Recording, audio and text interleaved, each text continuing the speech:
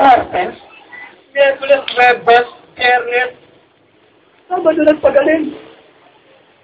Anong pulpas ng Panginoon sa Kristo? Hello? Bakit niya tinatangga ang mga religious leaders ngayon? Ba't Sabado pa? Dahil lang ba sa pag-ibig? Ba't hindi ba siya pwedeng umibig sa araw ng Lunes? Sinasabi niyo dahil sa pag-ibig, ba't hindi ba siya pwedeng umibig sa araw ng Martes?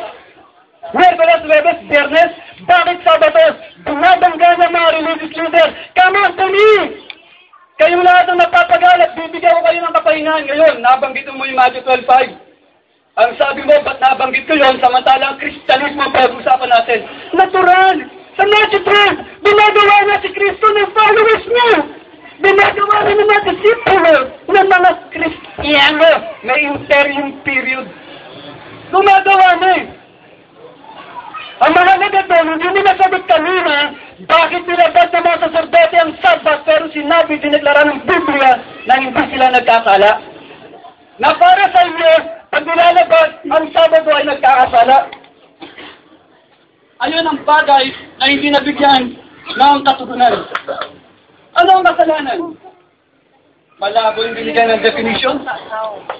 Description ng Moses, ginawang kasalanan sa 1 John 3. Sabi sa John 16:9, of sin, because they believe not. Nagkakasala dahil sa wala ng pananampalataya. Ang mensahe ni Kristo, pananampalataya sa Kanya.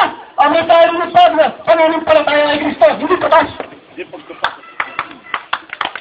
Kung nag-alala mo, ang Roman 7, ang Roman 8, habang nakikita ni Kristo ang tayo sa sin, nanliliit siya. Bakit? Hindi niya magawa. Salamat sa mga Espiritu Romans 8 tumating. Bakit hindi na magawa? Nagdadawa mo na. Inaalis nyo kasi sa buwan yung banal na Espiritu. Hindi mo lang nang tayo yun nabanggit eh. Maayos tayo sa harapan ng Diyos dahil sa pagsilos ng banal na Espiritu. Hindi yung pagpupursigin yung gawin ng tatas ng Diyos para sa Diyos. Ang dumanag eh. Sign for Israel and Yahweh. Sumisingit kayo. Sa Matthew 5:17, the law and the prophets technically. The word study referring to the Pentateuch. Marami na doon natupad si Kristo. Marami na siya natupad nung siya namatay sa krus ng Kalbaryo. Marami na siya natupad nung siya muli nagbuhay mula sa mga patay na inaagaw ng mga sabatistang gustong silang sumutan. Malaking insulto sa buhay ng Diyos. Yes, the word until was mentioned.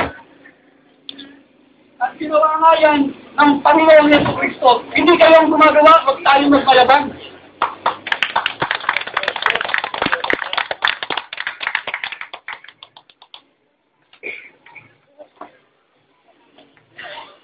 First John 3, nabanggit niyan. Pakain natin.